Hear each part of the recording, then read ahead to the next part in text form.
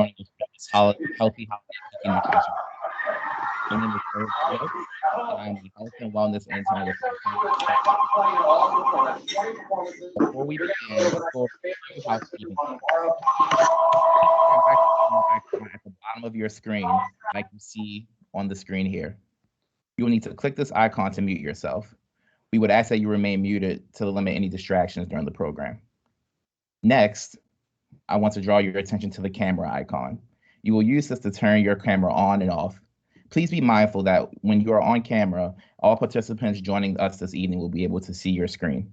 You have the option to keep your camera on or turn it off, but remember, we want to minimize distractions throughout the program and keep the focus on the presentation being provided. The last icon I want to tell you about is the chat icon. This will allow you to ask questions throughout the program. To type a question, you will just click on the icon like the one you see on your screen to bring up the chat box, and it should take you to what you will see next. Once you see the chat box as you see on the screen here, there will be a space for you to type in your question. Hit enter and we will see your question on the screen. Please ask your questions throughout the program, and there will be time at the end to answer any questions. We look forward to having a great discussion tonight. So without further ado, I would like to introduce our trained professional for the evening. Leslie Jefferson is a certified nutrition specialist and completed her master's degree in nutrition and integrative health. Leslie enjoys motivating others to find their way to optimum health using a functional medicine whole foods approach. Leslie's background as a massage therapist and previous career as a manager with an MBA allows her to assist others in making mindful and positive lifestyle choices.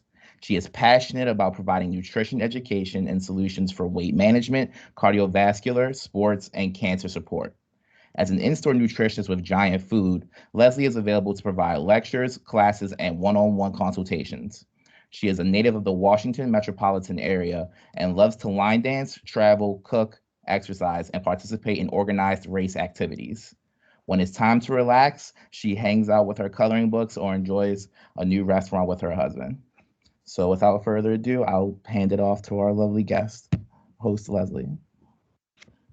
Thank you so much. I appreciate it and look forward to hanging out with you guys this evening on Check the Technique. So we're going to talk a little bit about cooking, and I want to hear about everything you guys like to do in the kitchen. So now let's do the fun part, which is the sharing of the screen.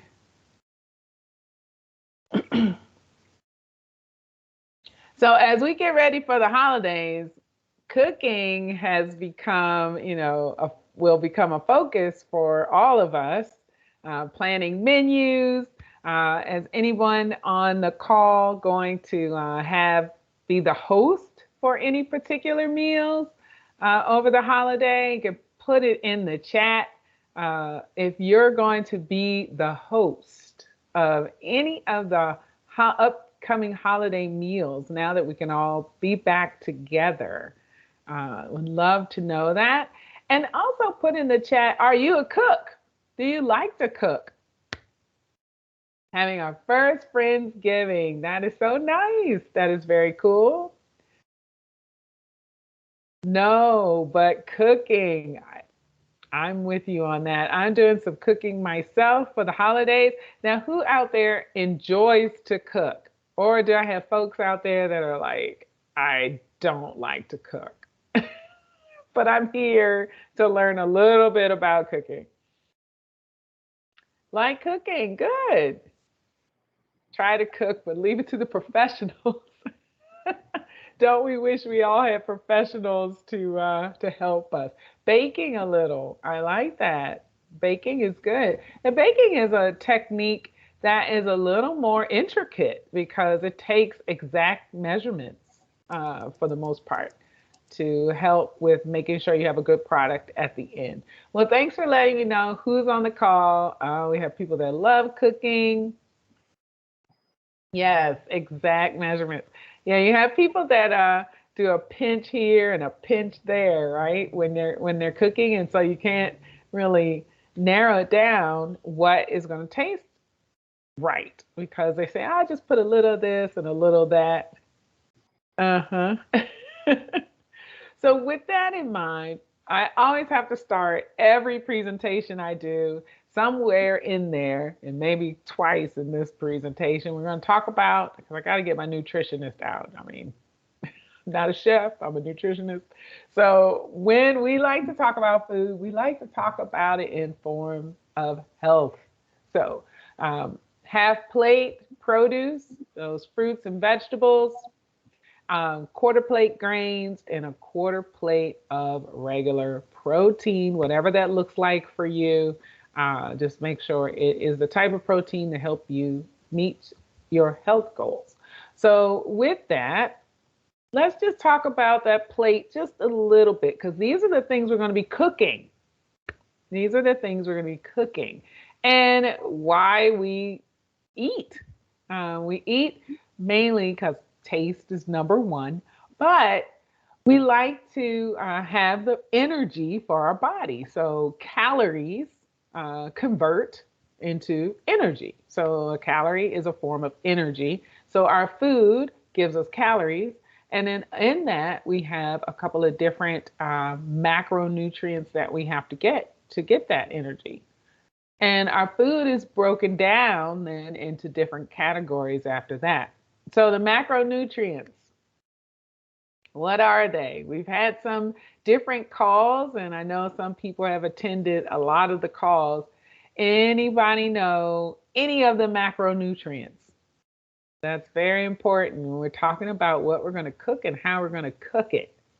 The macronutrients. What are some macronutrients? We're giving a moment before I dive in there. Very important for macronutrients. The first one, one that people normally don't holler out, are fats. Fats are a macronutrient. So there are only three that our body really needs and digests. The second one is a protein. We need proteins. And then the last one is carbohydrates. Carbohydrates. So, yep, there we go. Proteins, carbs, and fats. That's what we need in our diet. And when we're cooking, we have to keep that under consideration. You know, which category do these things fit into? And especially with baking, fats in particular, they cause different ways that our foods come together. And then also fats for general cooking when we're talking about things like emulsifying. Ooh, a fancy word. So what we want to do is look at the composition of our meal and all of the ingredients and see where they fit. So we're going to start out right here with our carbohydrates, which is made out of fiber. Fiber, carbon fibers. That's how they get their name, carbohydrate. They equal energy. So our fruits, vegetables, whole grains, rice, breads, oats, all of those things make up the carbohydrate world. And that constitutes fullness, stability, vitamins, minerals. So having a well-rounded diet means having a nice balance of all three of these items that make up the carbohydrate world, the macronutrient class of carbohydrate. So we want to look for the whole grain stamp whenever we are eating things like grains, eating things like breads and crackers, etc. Those whole grains make sure that we're getting all the vitamins and minerals.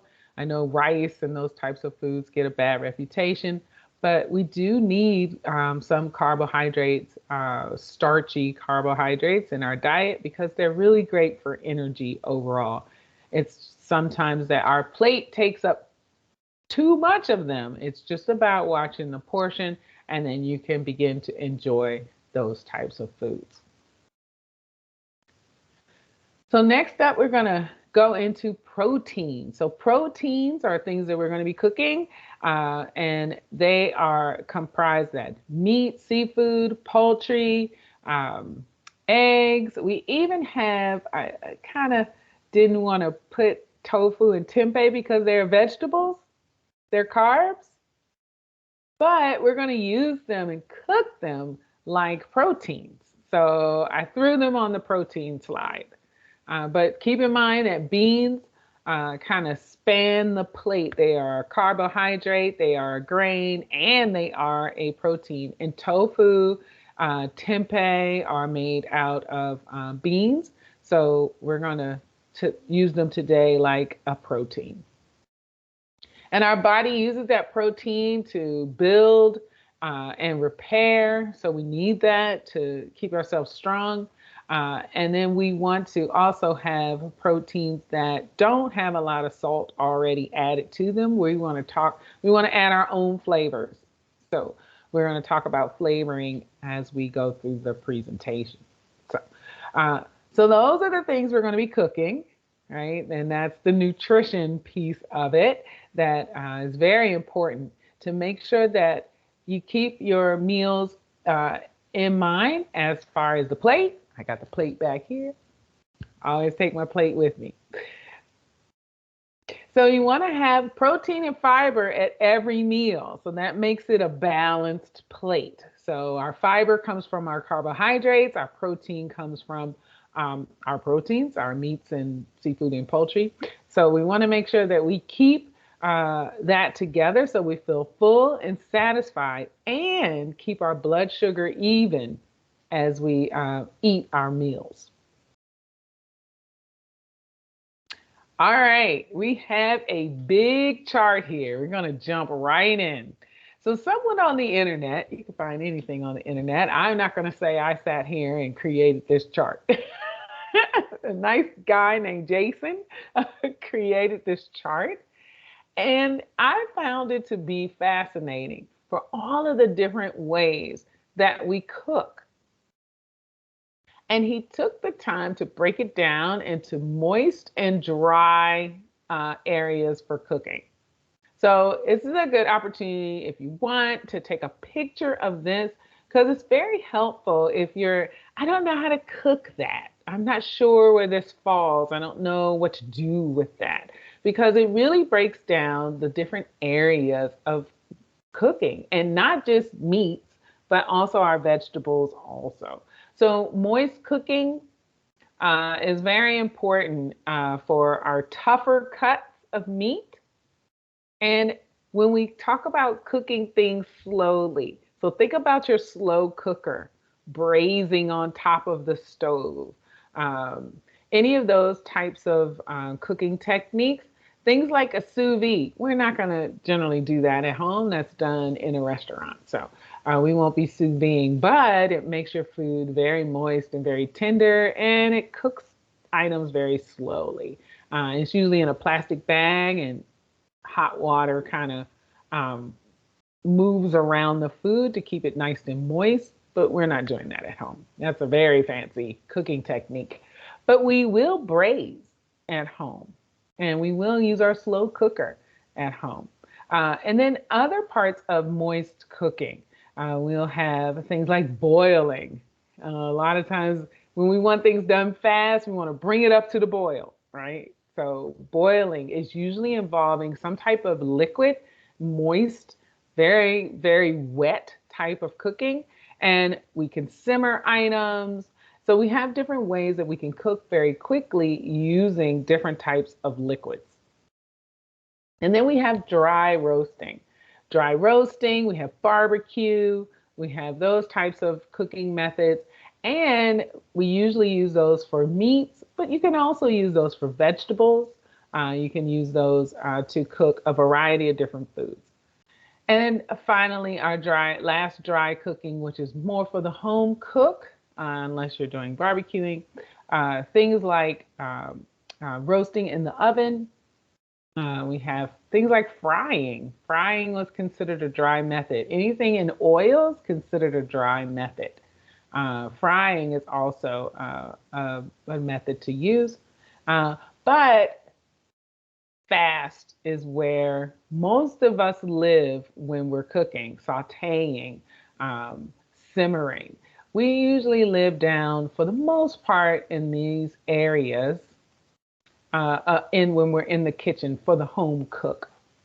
So keep in mind, some of these are going to come up again as we go through the presentation. But I thought this is a very interesting chart for this particular presentation, so that you could always have something on hand if you didn't know what you could do. We have a lot of tools that we could utilize in the kitchen to help come out with a successful meal. So, does anyone have a primary way that they like to cook? Do they use anything that's out of the ordinary other than sauteing and in the oven? Or is that your primary way that you like to cook? Any new ways that you like to cook? We have a lot of gadgets out there, and we're going to talk about some of them. All right. So once we jump in the kitchen, yep, the air fryer, exactly. Different ways to move heat around in the air fryer. Crock pot, definitely. Love the crock pot. Love the air fryer. Instapot. Some of the new ways of cooking. Convection. Anything with convection heat to move things to move heat around. Circular motion is convection. So when we get into the kitchen, there are a couple of things we want to think about. We want to get back to basics. Demystify some of that cooking. You know, we watch a lot of cooking shows. Anybody watch the cooking shows? Watch the cooking shows, and we see all this complicated stuff with lots of ingredients, and we feel like if we're not doing it right, if we're not doing those types of things, as well as going out to eat. Going out to eat has just become the norm.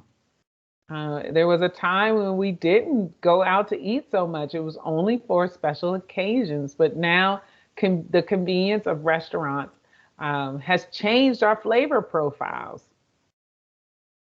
as well as social media. You can look online and someone is cooking a wonderful meal and you're wondering, why aren't I doing that? And that's not necessarily what you have to do in order to be successful in the kitchen. I don't have time, right? People will say, I don't have time. I don't have time to cook. It takes too long. It's too involved. And some of the influences from restaurants and social media have made an impact on that. Does anybody do any meal prepping? Meal prep. Meal prepping in advance, making, I don't know, dinner for a few days in advance, keeping it in the fridge, able to pop it out and using it. You used to. I say used to. Try to when you can. So what exactly are you prepping? What does it look like when you do prep?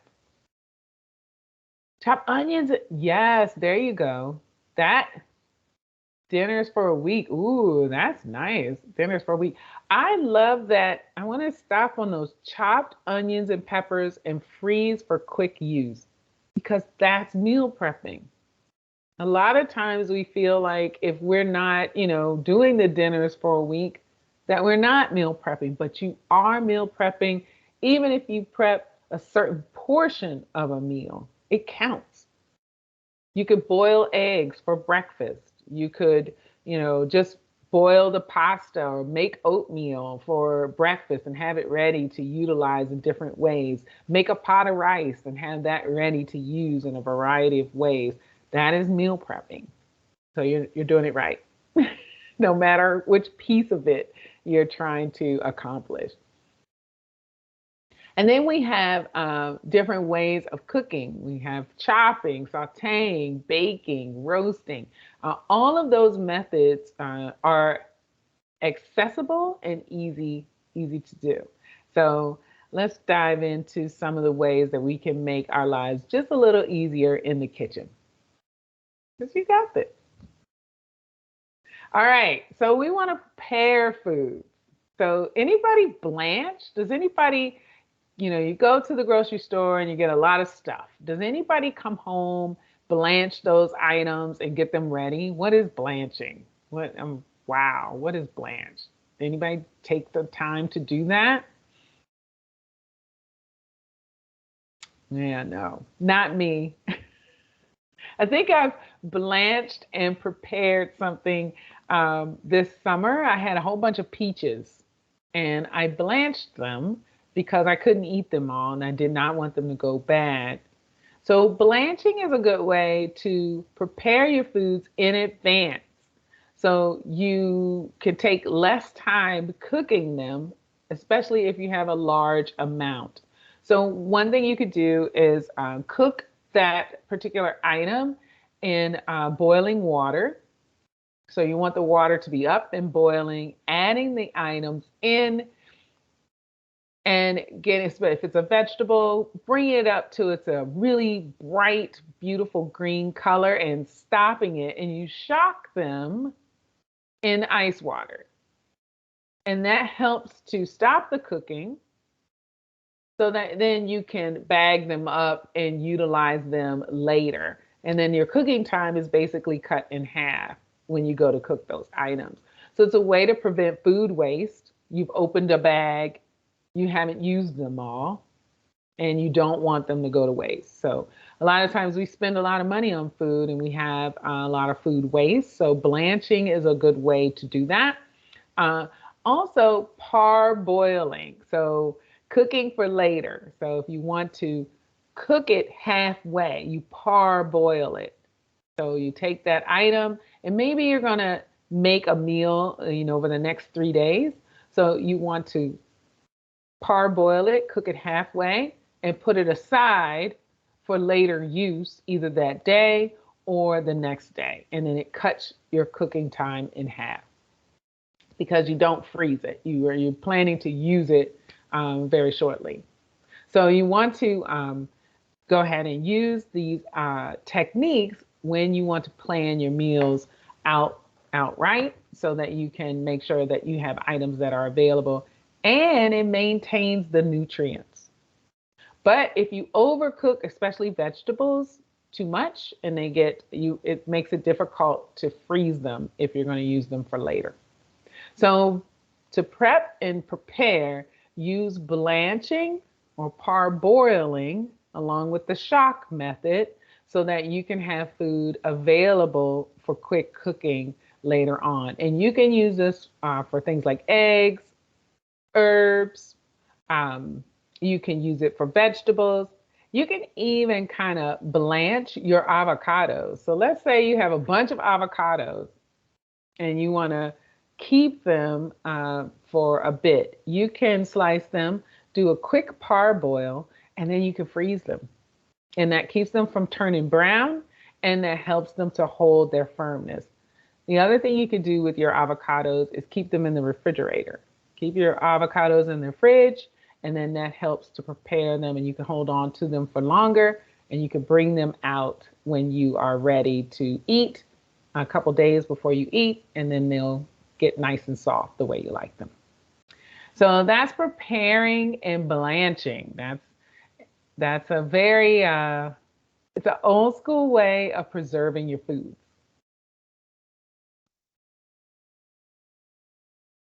Yes, you can use it for collards and kale. You can, especially if you buy a lot of them, it's a great way. Now, I got another tip for collards and kale. So I went to this, not my idea at all, but I went to this, it was kind of like a charity thing where you prepare meals for a lot of people. And it was a lot of fun. We had a food on the line, but one of the foods we were preparing were frozen kale. It was a frozen kale collard mix. So what they did was we seasoned it frozen. I mean, for me, it was like this big aha moment. So you seasoned the greens frozen because a lot of times people don't want to buy frozen greens. They say they don't taste good and it doesn't taste the same. And yeah, it doesn't. But we seasoned the frozen greens and let them marinate. And as the ice, melted, the greens picked up all the flavor from the seasoning. And they were fantastic. So I've been doing that ever since. You can even drop in like some vinegar on them. Mix them up, and as they defrost, that flavor begins to marinate and permeate through those frozen greens. So that was a tip. And in fact, I just did it with my broccoli. I have frozen broccoli, so I'm going to cook that right after we're done. And I seasoned it up with a little salt, pepper, and garlic. And right now it's marinating. Yay! Then I'm going to throw it in the oven. I'm cheating today. Oven cooking. All right. So yes, blanch your broccoli, blanch your asparagus, blanch your green beans, blanch your collards and kale, blanch your spinach, blanch your leftover thyme and rosemary from the holidays. Blanch it all. Throw it in the freezer. All right, we're gonna move on.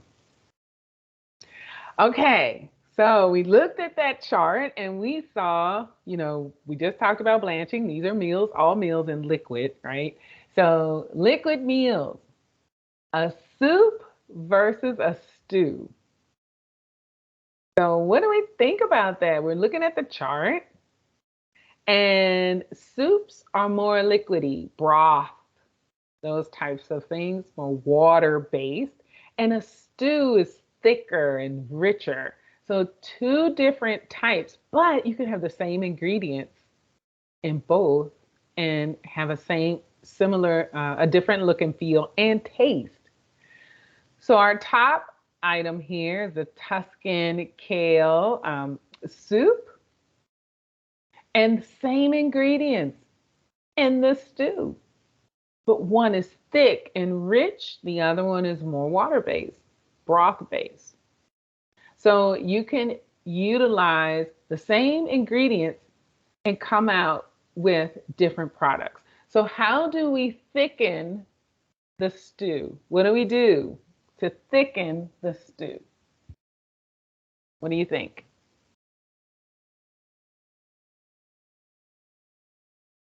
You can blend it. But yes, let's stop there. We could blend that, but what are we blending to actually thicken it so we still see all of these wonderful ingredients in a whole chunky state? There's a couple of techniques we could use to make it nice and thick. So if we blend it, right, we will get, let's say we blended this particular soup, it will thicken it up. Yes, there you go. Yes, that's exactly what you would do. You would take a small bit of that particular item, all your ingredients, blend them together, especially since it has beans. Now, beans, especially canned beans, have a very special ingredient that is found at the bottom. It's usually that drudge. It looks kind of weird. Yeah, it doesn't look very appetizing, but it is an excellent thickener. Beans are an excellent thickener. So it's a very natural thickener, especially for those that have a gluten intolerance. You can thicken with beans. Someone else says flour and water and cornstarch and water. Very good. Now, let's talk about the technique. The technique, cornstarch and water or flour and water. If you add one of those to a hot dish, it may not work as well. Do we know which one? If we add flour and water, clumps. We get clumps. So cornstarch and water, you want to blend that up very well, right? The flour. Remember, we want to make sure that it's nice and smooth. So cornstarch and water can be added to hot dishes cold. But flour and water, it should be added with a fat. Should be added with a fat. You want to make sure it's warm, kind of blended. Think of a roux. We think of a roux with Cajun cooking. So they make the roux nice and dark with some fat and some flour instead of water and flour. So fat and flour help to blend together more, and you want that to be a little warm. And then if you do cornstarch in water, you can add that cold, and that will thicken. But you want to make sure either one that you're adding that is nice and smooth as you make the stirring motion. Stir it up, make it nice and smooth, creamy and beautiful, then add it in. So you want fat with flour. You could do a liquid with cornstarch. Even something like a chicken broth would be great. Or white wine, good too. But that's the difference between soups and stews. One is thick and rich. Soups are more liquidy, more broth-based. The flavor forward is more that broth than in a stew. That's where you could get more flavors from spices and herbs, and it's a little richer. It has a richer context to the meal. Yep. Tomato sauce. You can add tomato sauce, but I would still, if I did the tomato sauce, I'd either add a little bit of cornstarch with it and flour. But the beans in particular are a great way to thicken things. And especially if you grab that little stuff at the bottom, it has a name. I can't remember it at the moment. But you can use that as a thickener, especially if you have a gluten sensitivity. All right. I'm going to keep it rolling. All right. Stovetop techniques.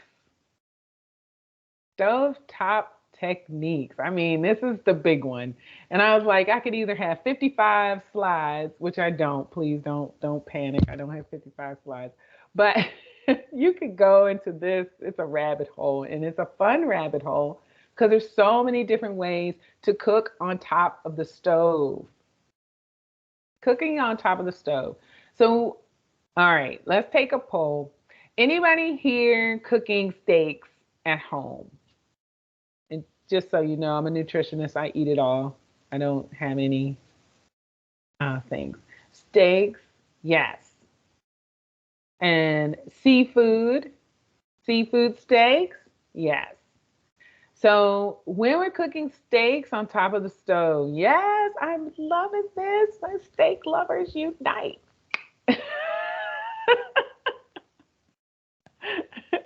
Like I always say, if it moves, oinks, bah, I love it all. So when we're eating steaks, we all have different ways that we like to enjoy our steaks. So one of the things that is important is making sure your steak is the right temperature. So from the folks on the call, put in a chat. What's your temperature? Are you well done, rare, medium? I don't want to see any pink at all. What do you like? How do you like your steak cooked? Medium well. We got a medium well. I'm a medium, moving toward medium rare kind of person, but more medium. Yeah, medium well.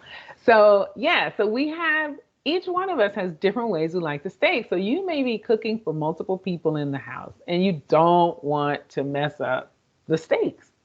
So has anybody used the hand method for checking their technique with cooking on the stove? Use the hand method. So the inside of your hand, your thumb area in particular, and everybody take a moment to take a look at it. Feel around on that pad, that padded area.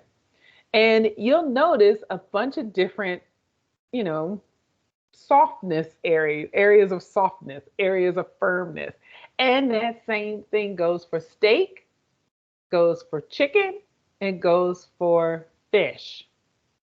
So if you're feeling more on the outer part here, that is your well done steak. And as you move in towards your palm, it gets softer and softer.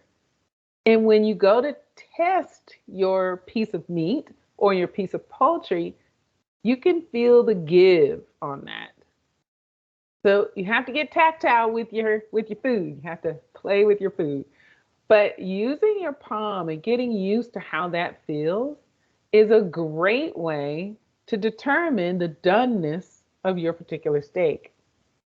Because we're going to use a technique to sear our steaks, to sear our seafood. And it's called the hot pan technique. Anybody use the hot pan technique to cook their steaks, their seafood? All about getting in, putting your pan and getting it nice and hot before you put the steak down. Sear, yep, and it'll sear it. Yes. This is searing. So we can use the pan, and you can use the pan dry. So if you're lucky enough to have a beautiful cast iron skillet at home, you could use that dry, no oils. Because once we get a pan nice and hot, it kind of becomes this self-sticking kind of thing because it gets nice and hot.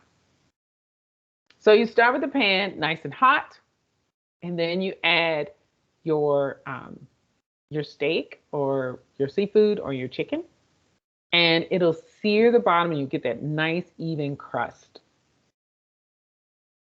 The other thing you can do with it then is if you have your oven ready, you can pop it right in the oven,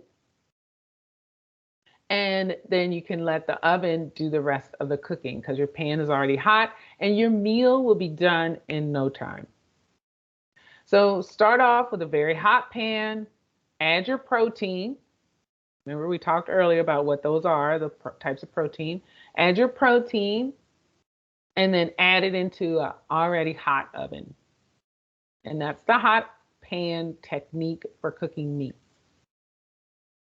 You can flip it, test it, and flip it when you need to, but do that field test, and that will let you know when your particular piece of meat or seafood or protein is done.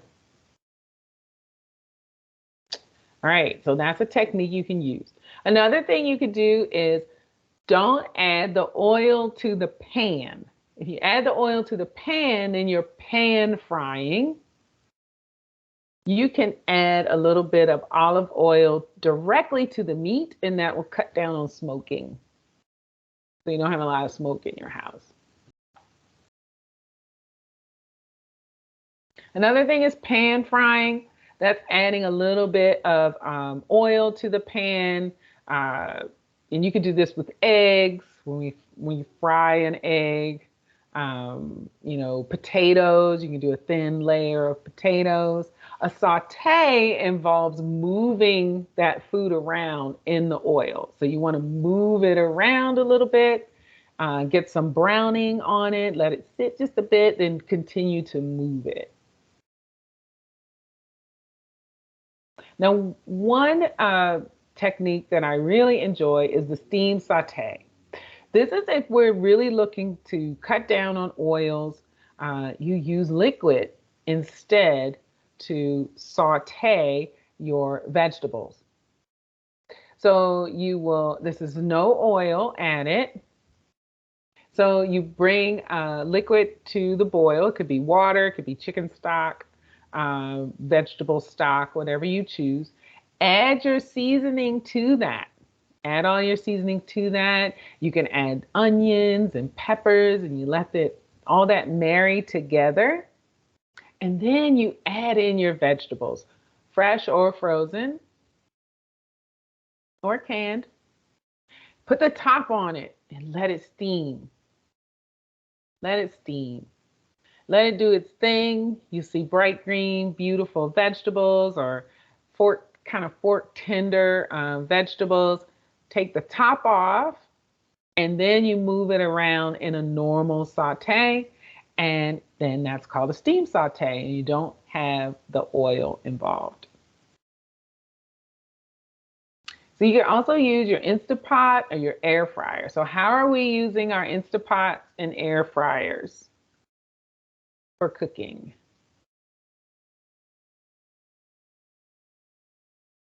Are you using it for vegetables, using it for meats? Are we just doing chicken wings and fries? What's happening with the air fryers? They use that convection heat. Veggies, very good for vegetables. Very good. And they cut down on electricity. Keep your hot house cool. Good way to use it. In the oven. So we're going to continue on in the oven. Yep, vegetables, reheating things, making things crisp, definitely. So in the oven, this is a different form. This is the dry heat. This is the dry heat. So what we want to do is this can be a variety of different items in the oven. You can cook all your vegetables in the oven, even frozen vegetables. They're great in the oven because they create steam, which helps all the rest of the food stay nice and moist. So some of your chicken breasts that you might throw in the oven, put some frozen vegetables in there with it, and then that way your items can come out ready to go at the same time. You get that beautiful sweetness from roasted vegetables, and it helps to keep your chicken breast and fish nice and moist because you get that steam created. So also in the oven, we have slow cookers. This is the time of year for slow cookers. I mean, you can put anything in a slow cooker from a whole chicken to make your chili, right? So we want to make sure we have good spices that we're utilizing. And another quick way to create a meal is the sheet pan meal. Anybody use a sheet pan meal? Make the sheet pan meals. And you can just put everything all on one meal and pop it in the oven, and it all comes out and you're done. Talking about that convenience factor. We want it quick, we want it easy. Quick and easy, yep. Sheet pan. That's what I'm going to be doing in the next few minutes. All right.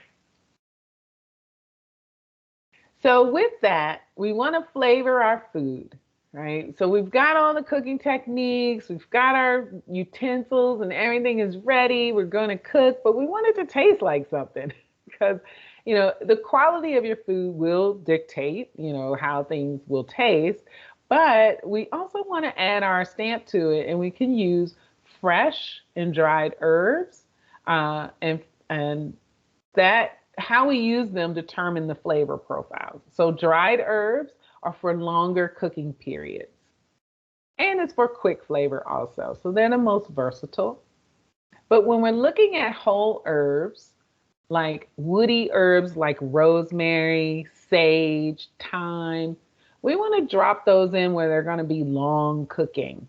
And we want to break them so we can get the oils out from that particular cooking preparation. Our lighter, leafier greens like parsley, cilantro, basil, we want to add them at the end. We might use some dried as it cooks, but at the end, if we add the fresh leafy herbs, it brings up the flavor of the food.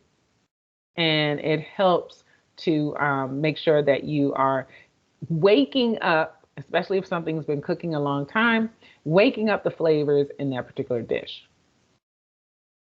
And you swap with about, double the amount, sometimes 4 times the amount of fresh to dried.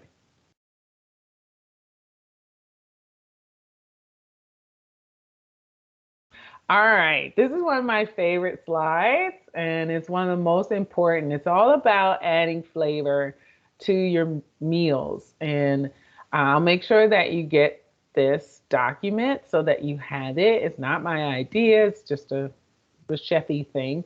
And it's fast, it's fat, acid, salty, and sweet. And we want to add flavor in different ways, but one of the most important ways to add flavor is acid. A lot of times we go to salt first, but we put a lot of time and effort to add the flavor into our food. Adding a bit of acid will wake up your meal. So if we add some acid and then at the end put those fresh herbs in there, it brightens up our meal immensely. So acids are things like citrus, vinegar, wine will also do it. And it's very helpful to wake up the flavor. So just a little bit of vinegar at the end of things like soups and stocks and stews, about an eighth of a teaspoon is really all you need, maybe half teaspoon depending on the amount that you're cooking, to wake up the flavor of your meals.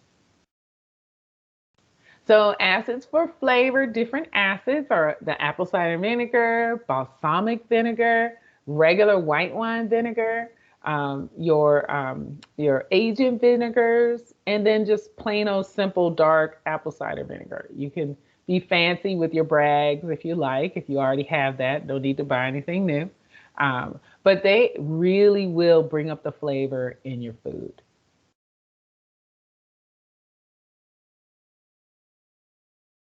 And some different types of flavors that you could use. We could go with the dried, and using a blend is very easy because you get a lot in one shake, right? You get this herb de Provence has everything in it from savory to tarragon to lavender, rosemary and thyme. So you get a lot of bang for your buck when you use a blend. Pumpkin pie spice has a blend, ginger, nutmeg, cinnamon, so many different flavors that are coming together. Curries also have a lot of different flavors. So then you don't have to do so much work.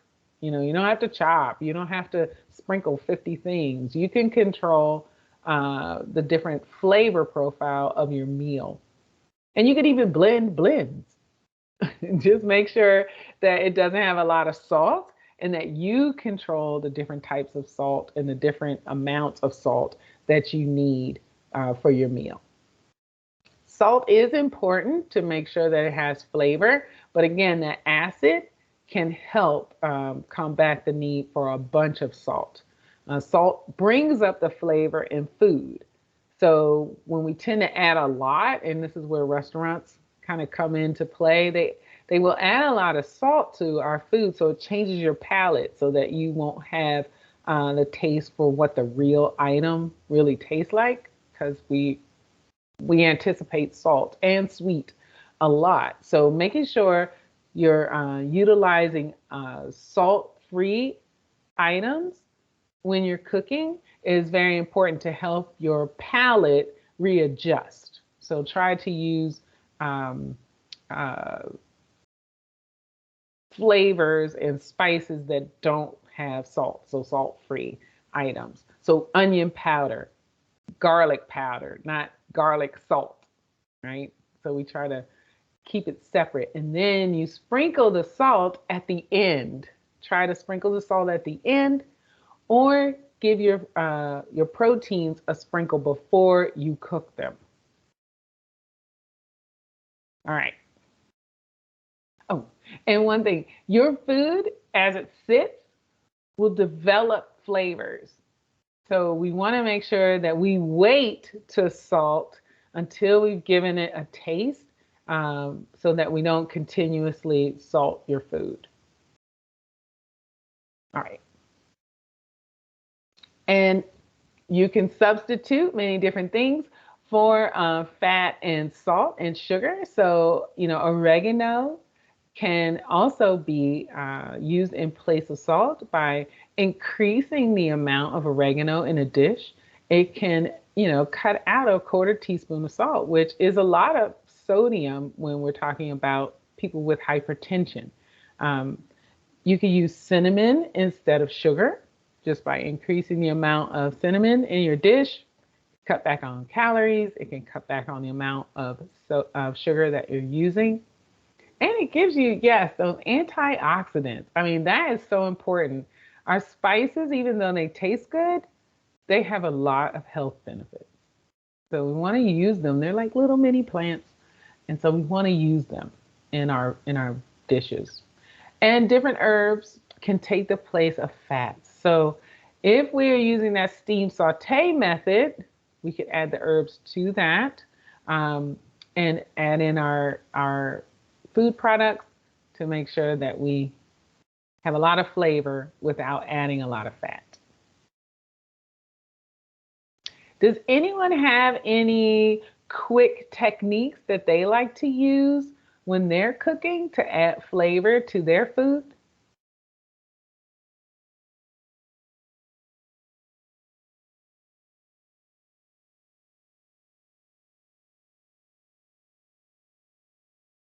See, I'm pausing because I'm sure people are typing.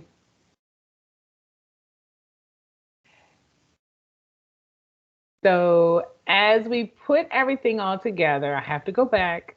I have to go back to my roots, which is nutrition. Nutrition first and foremost. No matter what technique you are looking for, um, you know, you have to put it together so that the meal meets your goals.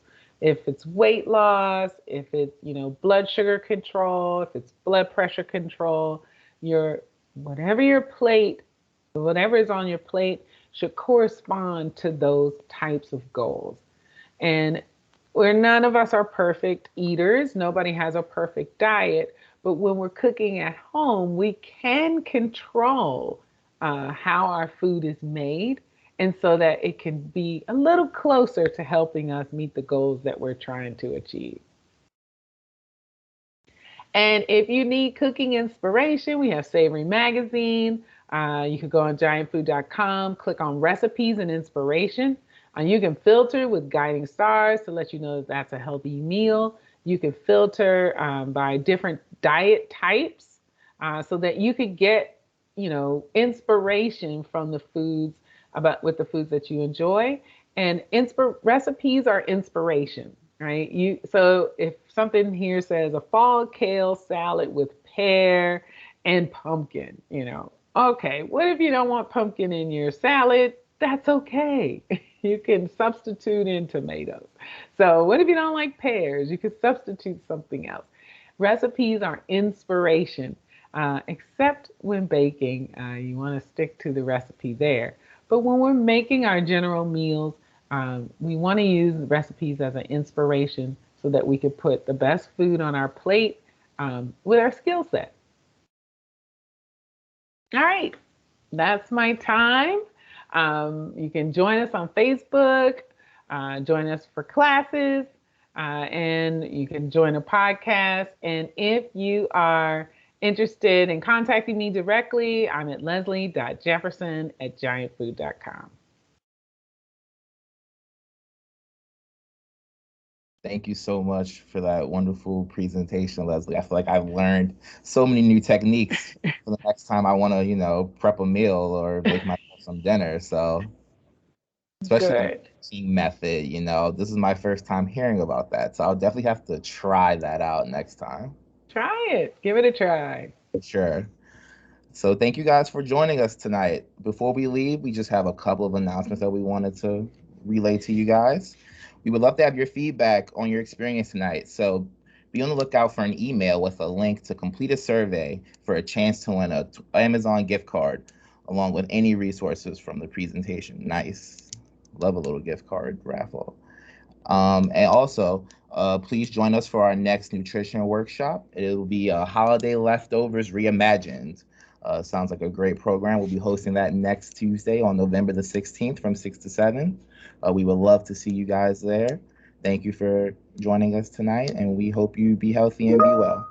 Thanks.